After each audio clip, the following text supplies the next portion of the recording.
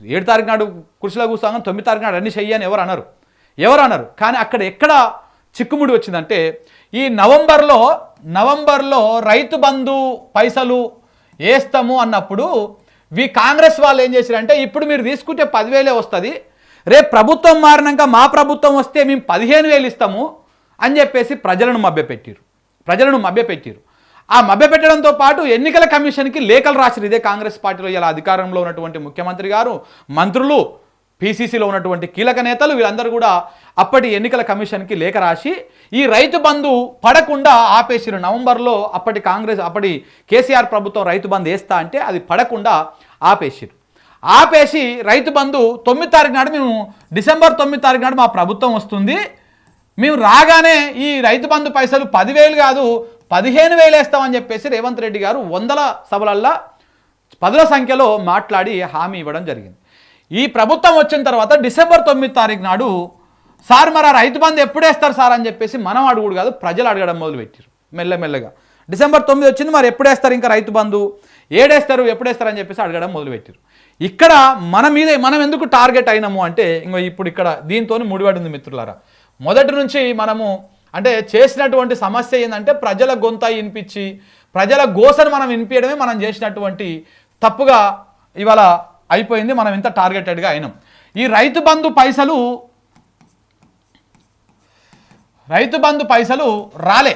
December 9 పోయింది, జనవరి 9 పోయింది, ఫిబ్రవరి 9 పోయింది, ఇట్లా నెలలు గడుస్తున్నాయి కానీ రైతు బంధు పైసలు పడకపోయేసరికి మేమేం చేసినామంటే మా న్యూస్ లైన్ ఛానల్లో కిందంగా ఇప్పుడు ఎట్లయితే స్ట్రిప్ పెట్టినామో ఆ స్ట్రిప్ లెక్క న్యూస్ లైన్లో కానీ తెలంగాణ పత్రికలో కానీ మీరు ప్రకటనలు ఇవ్వాలనుకుంటే ఈ నెంబర్కి ఫోన్ చేయండి అని ఒక నెంబర్ పెట్టినాం మేము, ఆఫీస్ నెంబర్.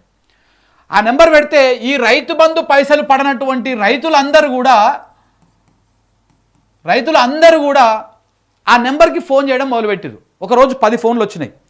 అన్న రైతు బంధు పైసలు 9 తారీఖే వేస్తా అన్నట్టు చెప్పిండు, మరి కేసీఆర్ వేస్తా అంటే ఆపేపిచ్చిర్రు, ఇప్పుడేమి వీళ్ళు రాగానే వేస్తామని చెప్పిర్రు, ఈ పైసలు వస్తలేవు ఏంది అని చెప్పేసి ఫోన్లు చేస్తుంటే 2 రోజులు చూసినాం, 3 రోజులు చూసినాం, 100ల సంఖ్యలో ఫోన్లు వస్తూ ఉన్నాయి రోజు. కొన్ని ఫోన్ కాల్ రికార్డ్ చేసి అప్లోడ్లు చేసినాం. ప్రజల గోసని వాళ్ళని అడిగే వాళ్ళ అనుమతితోటి మరి మేము ప్రజలకు చూపించొచ్చా మీరు మాట్లాడే బాధని అని చెప్పితే అన్న ఎన్పి అంటే ఏం కాదు అని చెప్పైతే అట్లా ఒకరిని చూసి రైతులందరూ వరుస పెట్టి ఫోన్లు చేయడం మొదలుపెట్టారు. కొన్ని 100,000 కాల్స్ అటెంప్ట్ చేసినాం మేము ఆ గ్యాప్లో కొన్ని 100,000 కాల్స్ అటెంప్ట్ చేసి ఇట్లా కాదు మేము ప్రత్యక్షంగా ఒక ప్రోగ్రాం పెడదామని చెప్పేసి ఏదైతే అప్పుడు వీళ్ళు కాంగ్రెస్ ప్రభుత్వం అధికారంలోకి వచ్చినాక ఏదైతే ఒక ప్రజావాణి అనే కార్యక్రమం మొదలుపెట్టారో అట్లనే ప్రజావాణి అని చెప్పేసి మేము న్యూస్ లైన్ వేదికగా ఒక కార్యక్రమాన్ని పెట్టి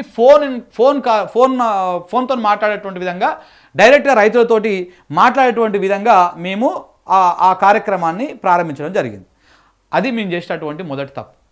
ఎందుకంటే రైతుల గోస వినిపించడం కదా, ప్రభుత్వానికి వ్యతిరేకంగా అవుతుంది కదా, ఇస్తామన్నటువంటి పైసలు ఇవ్వకుండా. ఎందుకంటే వాళ్ళ ఉన్నటువంటి 7,600 కోట్లు అప్పటికే మింగేసిరు.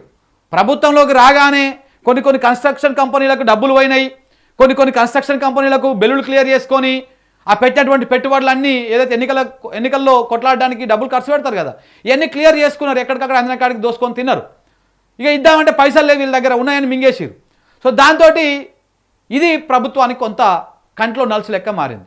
రైతుల గోసలను మేము చూపించినాం. దీంతో ఇది మేము చేసినటువంటి మొదటి తప్పు. ప్రజల పక్షాన రైతుల పక్షాన వాళ్ళ వాయిస్ వినిపించడము న్యూస్ లైను తెలంగాణ పత్రిక న్యూస్ లైన్ చేసినటువంటి తొలి తప్పు. అందుకే మేము టార్గెట్ అయినాం, న్యూస్ లైన్ టార్గెట్ అయింది, జర్నలిస్ట్ శంకర్ టార్గెట్